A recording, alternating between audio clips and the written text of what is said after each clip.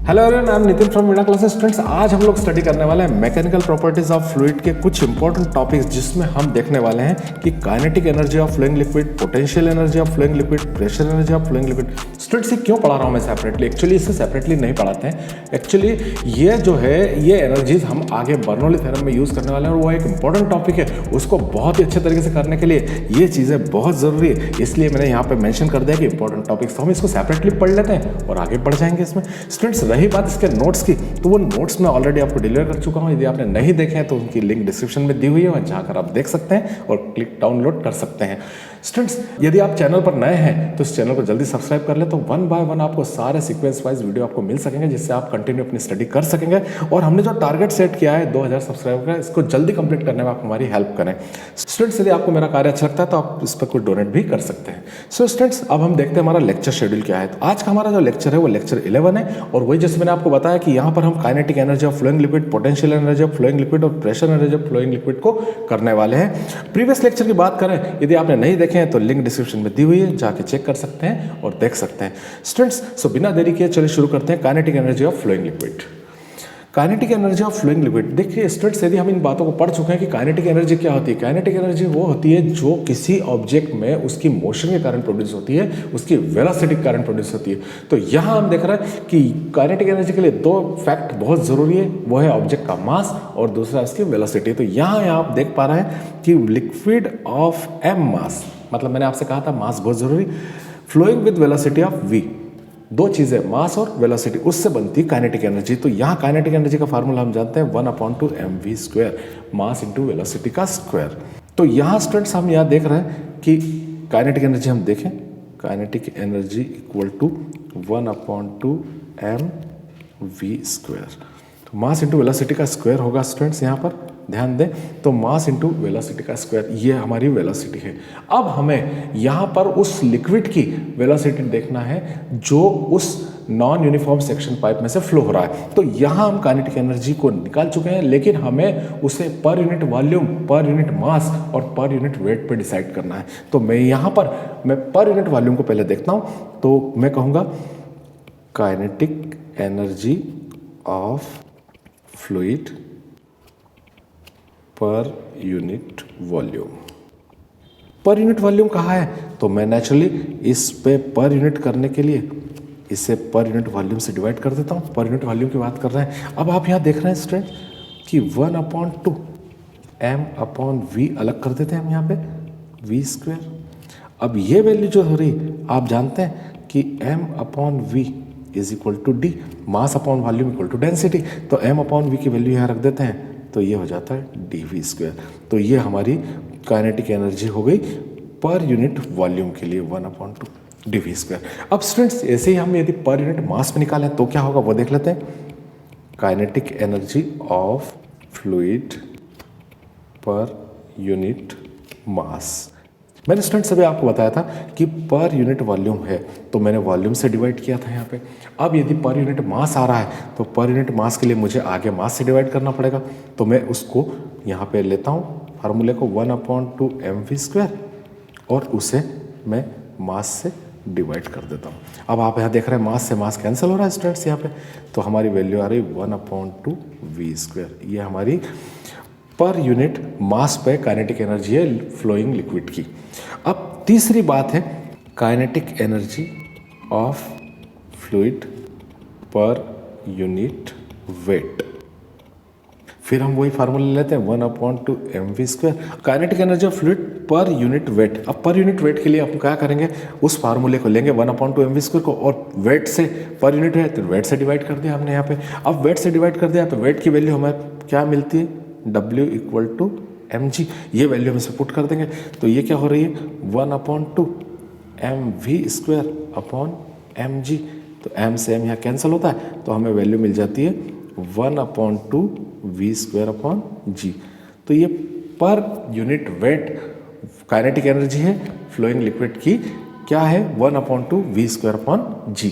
तो इस प्रकार से हमने यहाँ तीनों जो है काइनेटिक एनर्जी के तीनों फॉर्म निकाल लिए। यहाँ पे कौन कौन से, पर यूनिट एक बार फिर देख लें, पर यूनिट वॉल्यूम पे निकाली, फिर पर यूनिट मास पे निकाला, फिर पर यूनिट वेट पे निकाला। जब हम पर यूनिट वॉल्यूम पे निकाल रहे हैं तो वॉल्यूम से डिवाइड कर रहे हैं, आप देख रहे हैं। फिर पर यूनिट मास पे निकाल रहे हैं तो हम मास से डिवाइड कर रहे हैं और आंसर निकाल रहे हैं। वेट से जब पर यूनिट पे निकाल रहे हैं तो हम वेट से डिवाइड करके वेट की वैल्यू पुट करके उस आंसर को निकाल रहे हैं। सो स्टूडेंट्स, इस प्रकार से ये हमारी फ्लोइंग लिक्विड की काइनेटिक एनर्जी हो जाती है। अब बात करें हम अगली कि उस फ्लोइंग लिक्विड की पोटेंशियल एनर्जी क्या होती है। तो पोटेंशियल एनर्जी जो है वो हम देख लेते हैं। तो पोटेंशियल एनर्जी क्या होती है?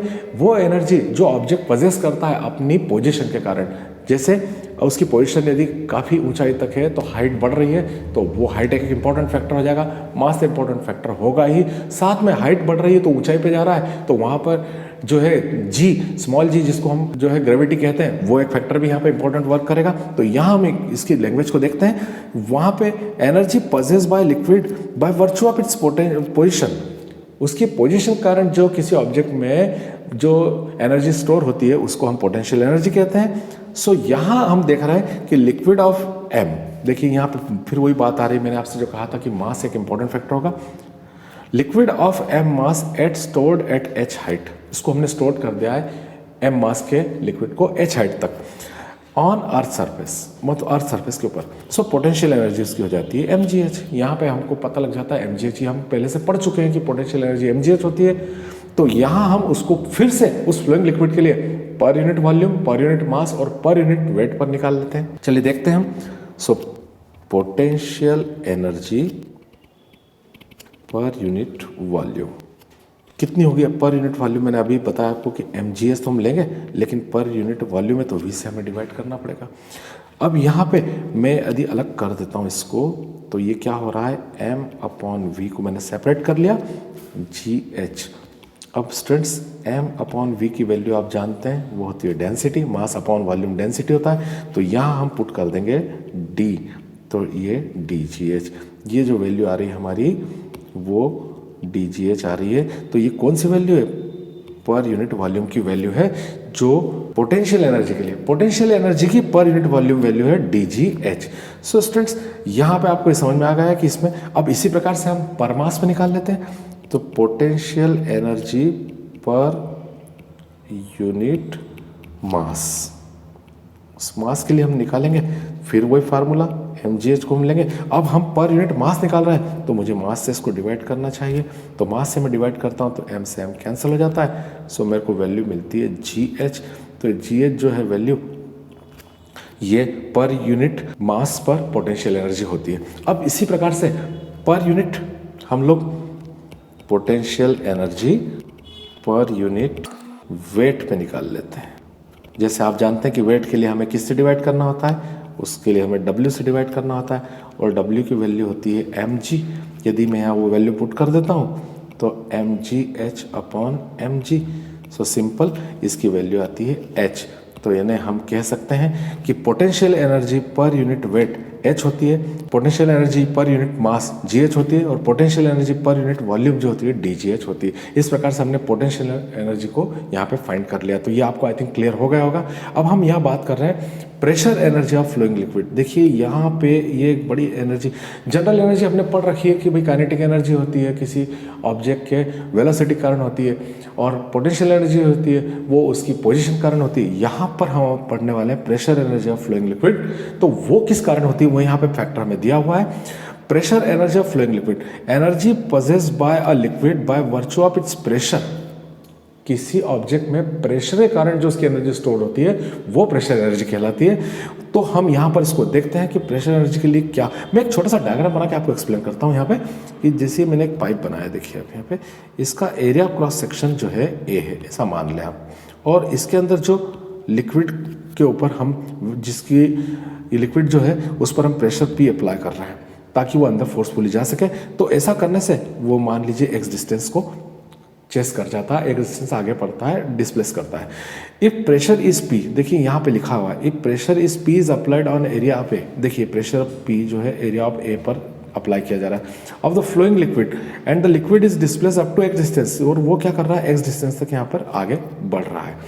सो वो जो वर्क हो रहा है वो हम पहले देख लेते हैं। सो हम यहाँ निकाल लेंगे उसका प्रेशर एनर्जी को निकालते हैं। तो देखिए मैं प्रेशर एनर्जी आपको निकाल के बताता हूँ। जो प्रेशर एनर्जी हमारी, so pressure energy equal to force into displacement. तो फोर्स हमारा क्या है, F है। डिस्प्लेसमेंट कहाँ तक हो रहा है, x तक हो रहा है, आप देख रहे हैं। अब फोर्स यहाँ मेंशन किया हुआ नहीं, यानी कहीं ना कहीं फोर्स की वैल्यू में निकालना पड़ेगी। तो हम जानते हैं कि P equal to F upon A होता है। तो यहाँ से हम फोर्स की वैल्यू निकाल सकते हैं, F equal to P into A. तो यहाँ F की वैल्यू में रख देता हूँ, तो वो हो जाएगी P इंटू ए इंटू एक्स। अब यहाँ देखें आप, a इंटू एक्स को हम साथ में ले लेते हैं। a है area of cross section, x displacement वो हाइट का सेंस है। तो एरिया ऑफ क्रॉस सेक्शन में हाइट यानी उसमें एक थर्ड फैक्टर में मल्टीप्लाई हो रहा है, तो वो हो जाता है volume. So p into V, ये हमारी जो है प्रेशर एनर्जी आ जाती है। किसके कारण, लिक्विड के कारण। लिक्विड की जो प्रेशर एनर्जी वो ये होती है। अब फिर वही फैक्टर्स जो हमने अभी लिए थे वो कौन कौन से, per unit volume pressure energy, पर मास प्रेशर एनर्जी और per unit wall pressure energy. तो देखिए जैसे मैं आपको बताऊं कि जो हमने पिछले 2 क्वेश्चंस में निकाली, पर यूनिट वॉल्यूम पे, पर यूनिट मास पे और पर यूनिट वेट पे, तो वो हम निकालते हैं। तो यहाँ हम देख रहे हैं कि पर यूनिट निकालूं मैं, तो मुझे पीवी में पर यूनिट वॉल्यूम के लिए v से डिवाइड करना होगा। जैसे मैंने पीछे आपको बताया, तो v क्या होगा, v से कैंसिल होगा। So it is already p, ये हमारी एनर्जी आ गई यहाँ पे। अब पर यूनिट मास पर निकालना होगा, तो मुझे मास से डिवाइड करना होगा। अब स्टूडेंट्स यहाँ थोड़ा देखें कि P मैं m को वैसे रखता हूँ और वो जो v न्यूमरेटर में उसको यहाँ ले लेते हैं, तो m अपॉन वी, और m अपॉन वी की वैल्यू क्या होती है, d होती है। तो P अपॉन डी, ये इसकी फाइनल वैल्यू हो जाती है। सो per unit mass pressure energy क्या हो रहा है, P अपॉन डी। अब per unit weight pressure energy निकालेंगे, फिर हम PV को ले लेंगे, PV के अपॉन वेट से डिवाइड करेंगे W से, तो यहाँ W इक्वल टू mg हो जाएगा। तो PV अपॉन mg, तो यहाँ फिर वही कंडीशन आ जाएगी, P m अपॉन V ऊपर से ले लिया हमने इंटू G, तो वो क्या होगा, P अपॉन डी जी। ये हमारी per unit weight pressure energy होगी। तो इस प्रकार से हमने तीनों प्रेशर एनर्जी निकाल लिया। आपको मैं एक बार यहाँ बताना चाहता हूँ कि पहले हमें जनरली हमने देखा था कि काइनेटिक एनर्जी में हमने डायरेक्ट 1/2 mv² को यूज़ कर लिया था। पोटेंशियल एनर्जी में हमने mgh को जो है यूज़ कर लिया था। यहाँ आप देख रहे हैं कि मुझे पहले प्रेशर एनर्जी को निकालना पड़ा। प्रेशर एनर्जी मैंने निकाल के आपको बताई कि प्रेशर एनर्जी कैसे निकाली हमने, कि जब हम लिक्विड के अंदर एक प्रेशर अप्लाई कर रहे हैं एरिया क्रॉस सेक्शन ए पर, तो वो एक्स प्लस मतलब एक्स डिस्टेंस तक डिस्प्लेस हो रहा है, तो हमने प्रेशर एनर्जी निकाली फोर्स इनटू डिस्प्लेसमेंट। फोर्स था हमारा F, डिस्प्लेसमेंट हुआ था x तक। लेकिन यहाँ पे फैक्टर हमारे पास फोर्स नहीं था, तो फोर्स के हमने प्रेशर के रेफरेंस में वैल्यू निकाली, वो F equal to P into A, उसको यहाँ रख दिया। फिर A इंटू एक्स को हमने साथ में देखा, तो area of cross section A और x जो हाइट है या लेंथ है, उसमें हमने तीसरा फैक्टर इंटू किया, तो वो हमारा वॉल्यूम बन जाता है। तो हमें इस प्रकार से एनर्जी PV मिल जाती है। और PV की फिर हम per unit volume, per unit mass और पर यूनिट वेट पर हम जो वैल्यू निकालते हैं वो सब आपके सामने यहाँ पर है। इस प्रकार से ये प्रेशर एनर्जी आप फ्लोइंग लिक्विड हो जाता है। स्टूडेंट्स, ये जो टॉपिक है, जैसे तीनों मैंने एनर्जी बताई, ये हम एज इट इज़ यूज़ करने वाले हैं बर्नौली थ्योरम में। जब आप बर्नौली थ्योरम पढ़ेंगे तो उसमें ये काफ़ी हेल्पफुल होगी। तो इस टॉपिक को आप बेहतर कर लें तो बर्नौली थ्योरम जो मैक्सिमम मार्क्स में क्वेश्चन बनता है वो आप पूरी तरह प्रिसाइज तरीके से कर सकते हैं और बहुत ही अच्छा कर सकते हैं। इसलिए मैं फिर एक बार कहूँगा कि तीनों एनर्जी को एक बार अच्छे से रिवाइज कर लीजिएगा। तो ये तीनों एनर्जी के क्वेश्चन को रिवाइज कर लेंगे तो आपको काफ़ी हेल्प होगी आगे पढ़ने के लिए। स्टूडेंट्स, अब मुझे लगता है कि आपको बेहतर तरीके से समझ में आ गया होगा। यदि इसको है तो मैं फिर एक बार कहूँगा कि आप अपनी स्टडी को बहुत ही अच्छे वे में ले चलेंगे। 1 बाय 1 सीक्वेंस में जो वीडियो मिलेंगे उसको आप करते रहेंगे तो आपकी स्टडी का स्टैंडर्ड है वो काफ़ी राइज होता जाएगा और आप बहुत अच्छा कर पाएंगे। सो स्टूडेंट्स, मिलते हैं नेक्स्ट वीडियो में। Stay blessed.